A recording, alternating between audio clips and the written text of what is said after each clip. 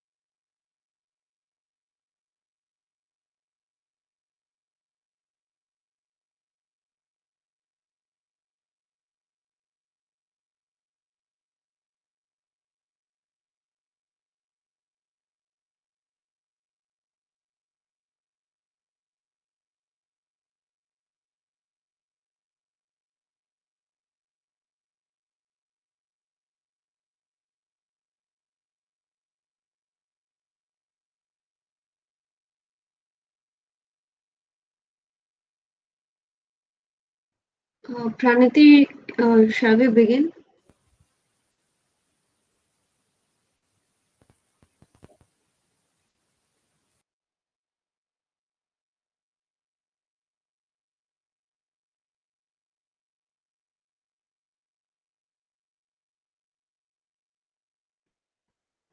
Pranati, are you there?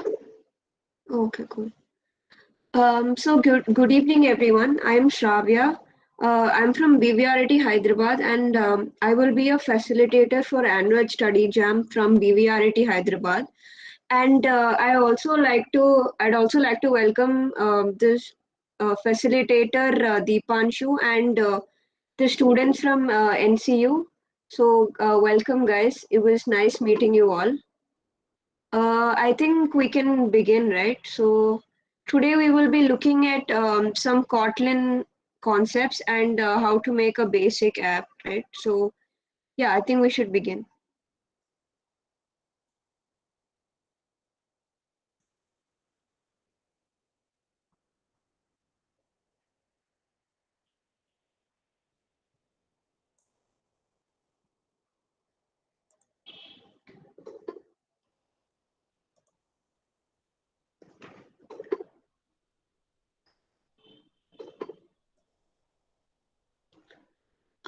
Yeah, I think we should begin. Firstly, let's look at what Kotlin is. Yeah.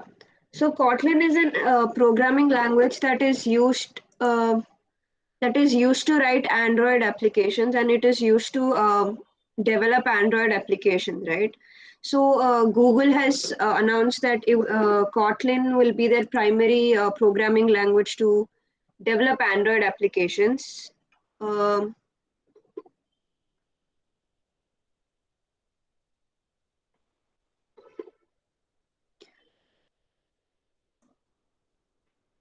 yeah, and Kotlin was launched in 2006, sorry, 2016, and these are just some of the landmarks.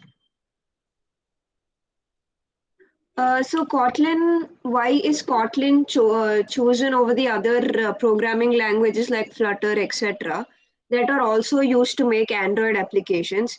Kotlin is that it's similar to Python. It doesn't require any semicolons, and it also makes the code easy to read and easy to code. And it will take less time to code in Kotlin. So yeah, these are some of the reasons why we use Kotlin over the other programming languages. Um,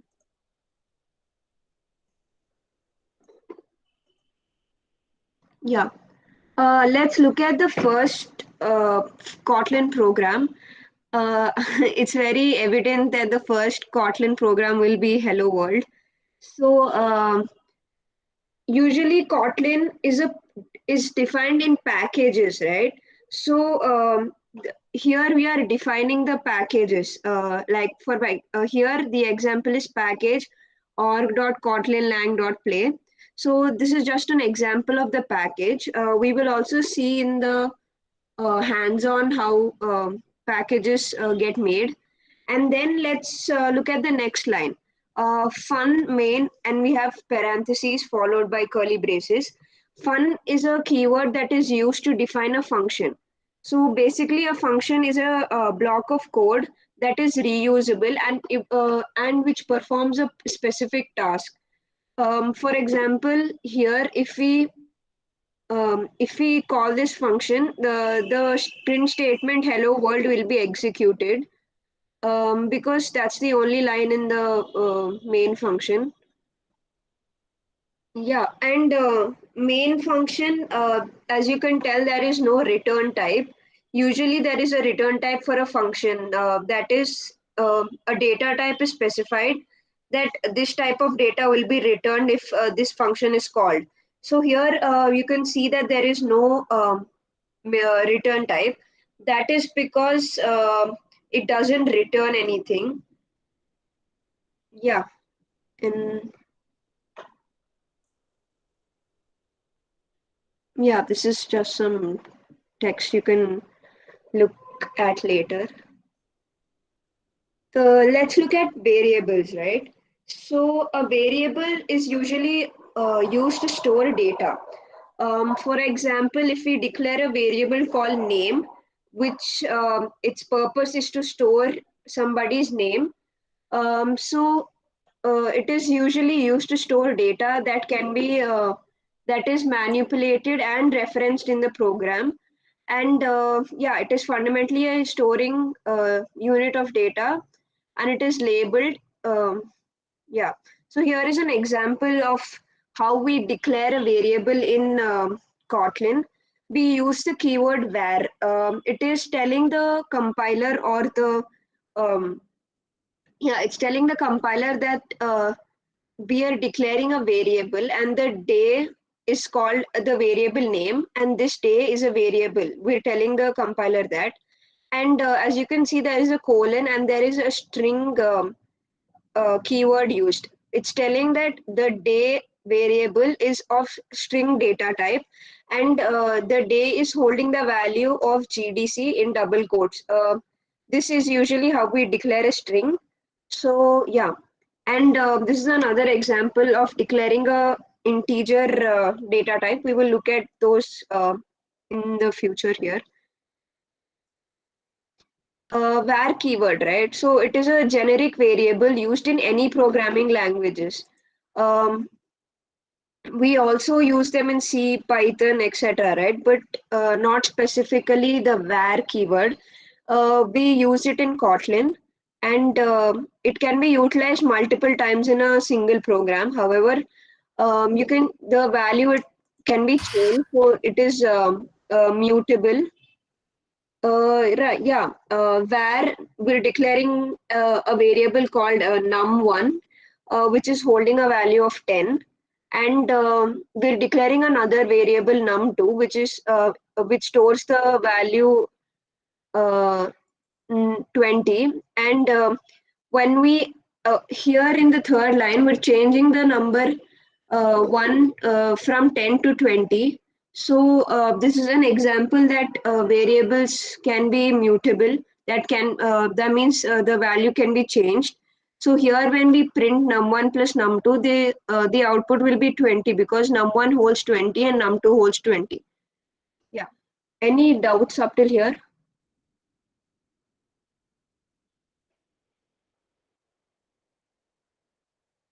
Okay, cool. I'll assume there are no doubts.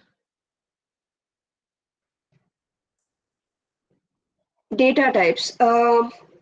Yeah, as we saw earlier, data types are telling the compiler that that variable is of this particular type.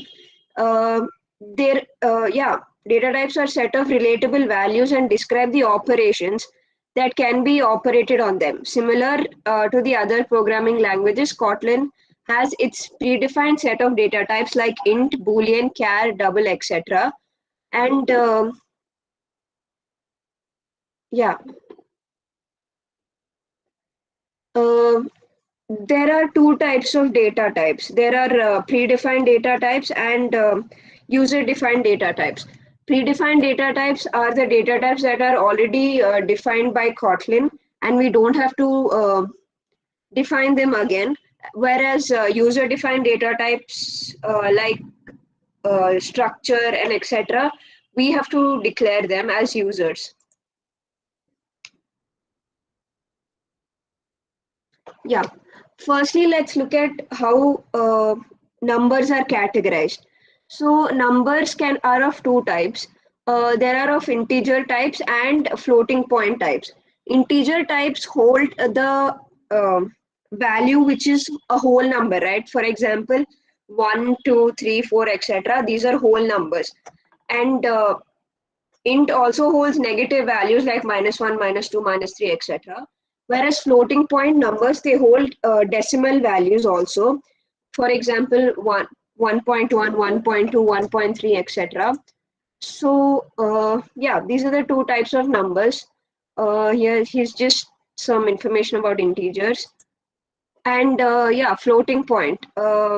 As you can tell, they are not non-integer numbers that carry some decimal value.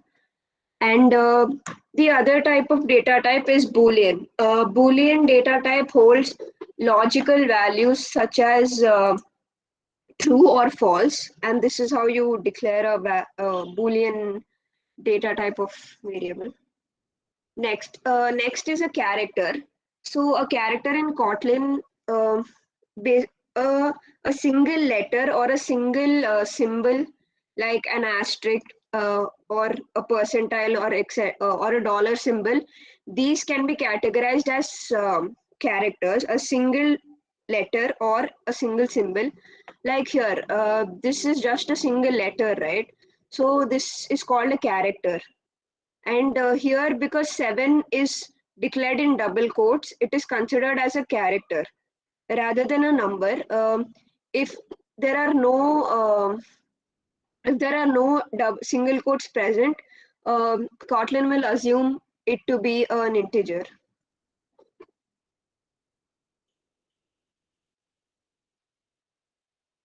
Yeah, let's look at arithmetic operators.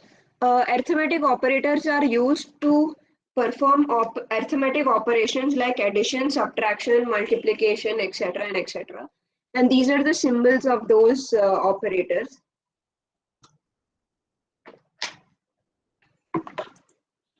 Next are the comparison operators. These are used to compare two values or two variables or two numbers, etc.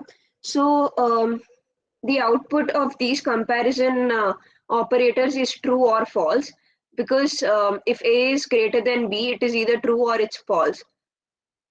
So yeah, and some of the type of comparison operators are greater than, less than, equal to, not equal to, greater than, equal to, less than, equal to, etc. So yeah. Next are the assignment operators. The assignment operators are used to assign arithmetic operated values. For example, let me take a pen. Yeah, for example, A plus is equals to 10. First we'll declare A to be 3. And then we're adding 10 to A. So here first the plus is evaluated, and then that evaluated value is again assigned to the variable A. So here 3 is added to 10, and that 10 plus 3 is again assigned to A. So now the value of A is 13. I hope you understood that without my ugly handwriting. Yeah, next is increment and decrement operators. Um, Increment and decrement operators are of two types each. In increment operator, there is pre-increment and post-increment.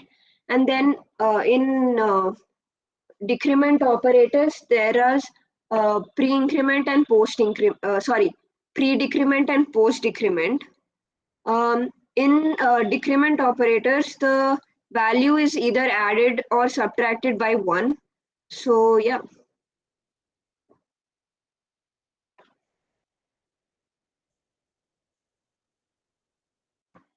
Yeah, let's look at strings now. String can be also called as a collection of characters, as we saw earlier.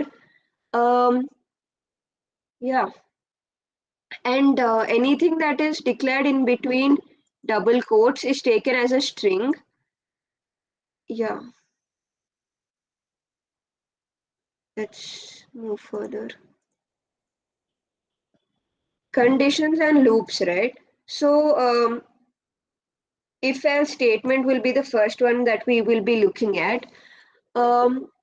Conditional statements are executed if a condition is satisfied. So if we place a condition, if the condition is true, the block of code that is written in the curly braces that are following the if statement will be executed.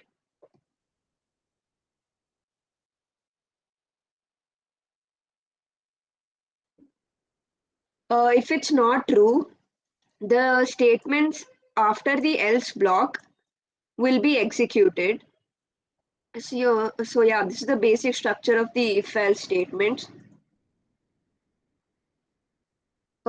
Yeah, and when expression, when is defined, when defines a conditional expression with multiple branches. It is similar to switch statement in C-like languages. It is simple form. Its simple form looks like this.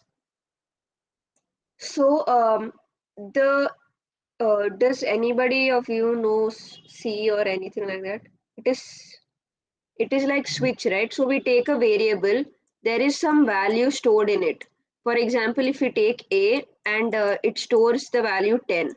So if we switch this, it will have multiple options. Like here we have if the value of x is 1, this statement will get executed, and if the value of x is 2, then this statement will be executed.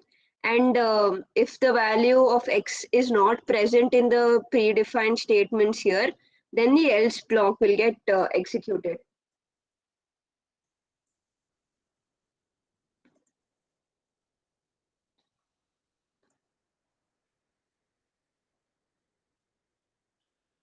Yeah, functions. As I told you earlier, fun is a keyword that is used to define a function, and it it contains a block of code or a block of statements that can be reused and that can be called multiple times. So it is yeah, it is the division of code increases the readability of the code and the reusability of the code and makes the program easier to manage. um,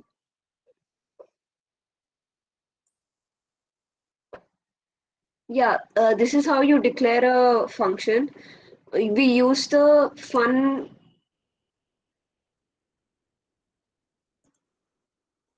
we use the my bad, hold on. We use the fun keyword and followed by the main method. And the main method, we have two parentheses, right? So in this, we can declare any argument.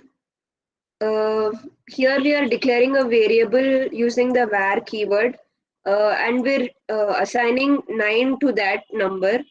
And we also have another variable called result, which is storing the result of this expression.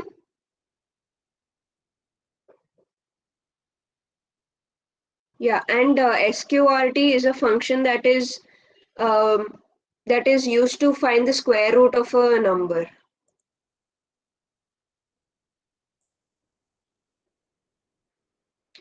And yeah, so sqrt, sorry, yeah, sqrt is a predefined function. It means it is in a library of similar functions that can be imported and used. So similarly, we have user-defined functions that can be written and declared however the user want them to be. So yeah, here we're declaring two numbers and we're adding them and we're printing the sum. This is a user-defined function. I think we can start with the um, demo app. Any doubts up till here?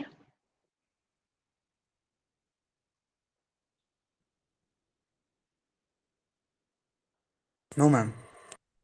Okay, cool. Uh, yeah, I just opened Android Studio and I'm going to create a new. Hold on.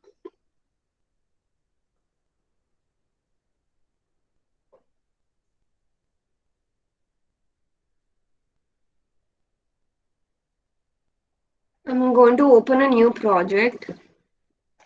I'm going to select an empty activity and we're going to call it dem demo app 1. And we're going to keep the settings as is. And we're going to click on finish.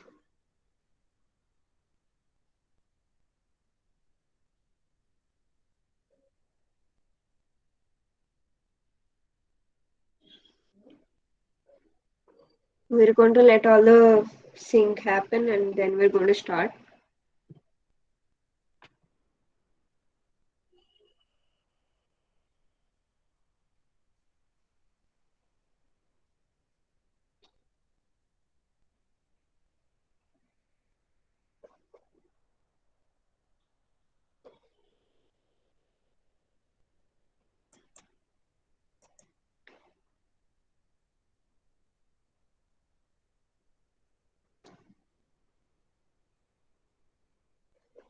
Yeah, so today we're going to make a dice rolling app that will roll a dice every time we hit on the roll button. So yeah,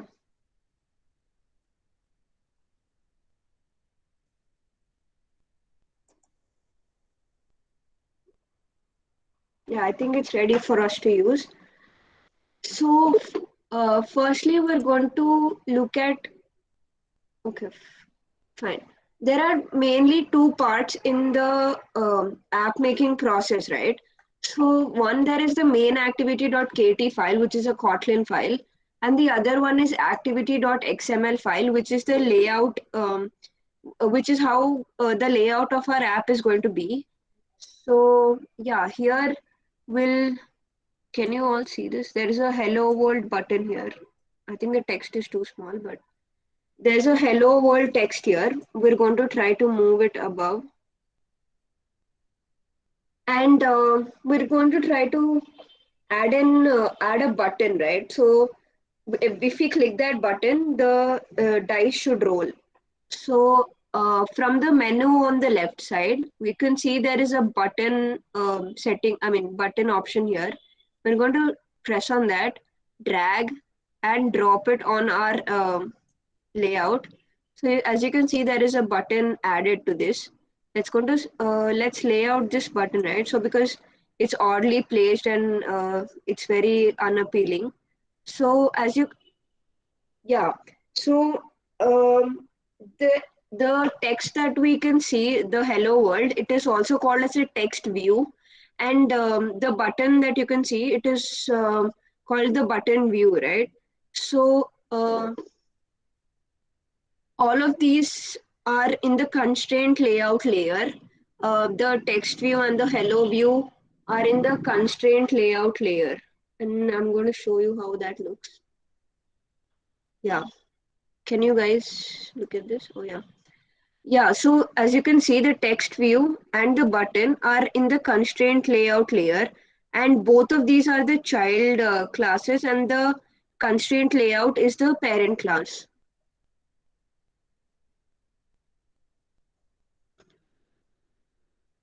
Yeah, I can show. Yeah, this is the code for the design that we just saw, and you can see that these are present in the constraint layout layer. This is the text view that is showing the hello world text, and this is the button that we just added.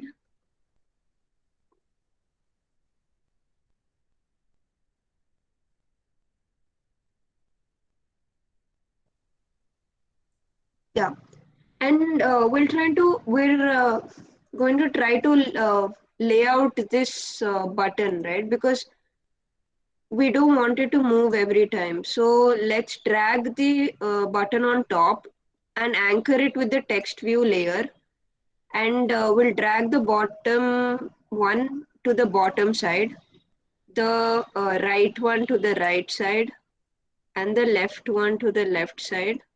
So now this button is we have a good layout we presented here. Yeah, and we don't want the button to say button, right? So we're going to change it. Let's go to the code and hold on. Yeah, as you can see, the button. Oh, my bad. The button constraint. I mean, the button layer is here, and near the Android text, there is something called the button, right? So we're going to try and change it. Let's change it to something called roll, so that it will roll every time we press this. And yeah, just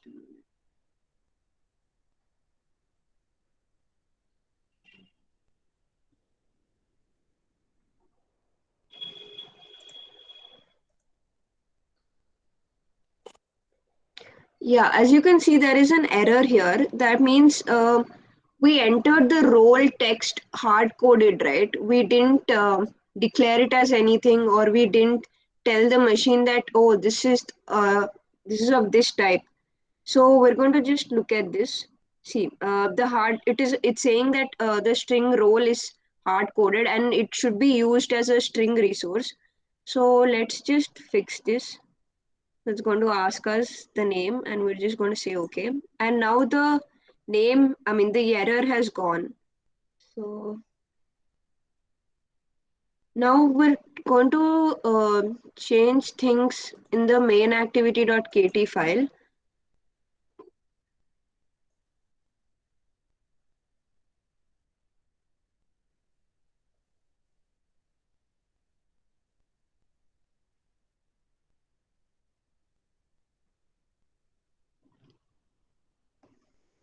So yeah, you must be thinking that there is no main function here, right? So in Android, there is no main function, but we have a function called onCreate, right? So anything you would write under a main function, you would write under this onCreate method. And we're going to add some code into this onCreate method. So we're going to declare a button called the roll button. Yeah. So we're telling that the role button variable is of the type button, and find view by ID. So this is a method that is used to find the hold on.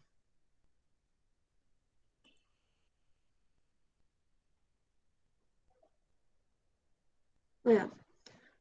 Uh, yeah, the find view button, sorry, the find view function is going to find the button in the layout, and r.id.button is the resource ID for the button. So Android is going to save um, every variable or value with a reference ID. So we can use that reference ID using the uh, r.id.button. Sorry.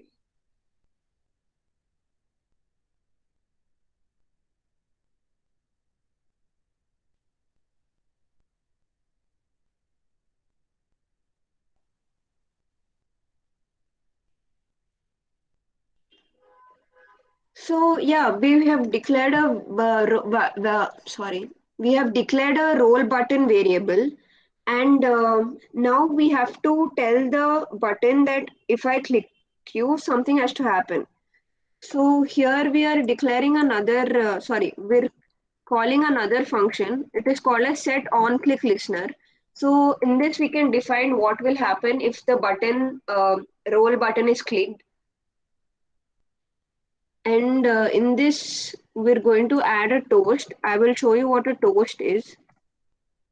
We're saying that when this button is clicked, something has to happen, and what should happen, we will just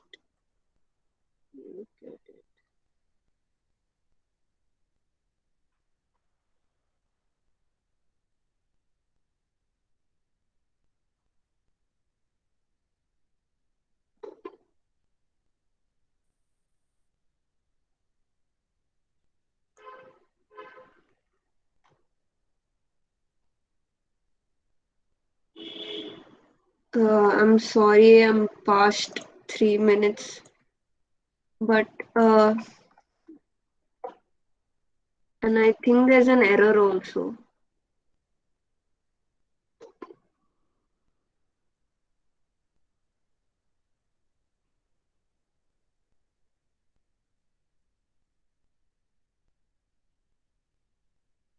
Yeah, I think it's time for us to end this. But I'm sorry, there's an error that I can't figure out what happened. But we will look into more details in the next session.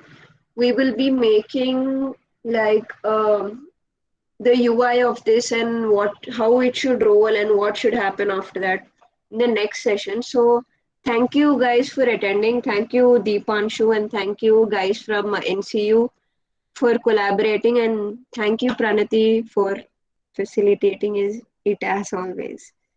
So any doubts, anything you want to say, you can say right now.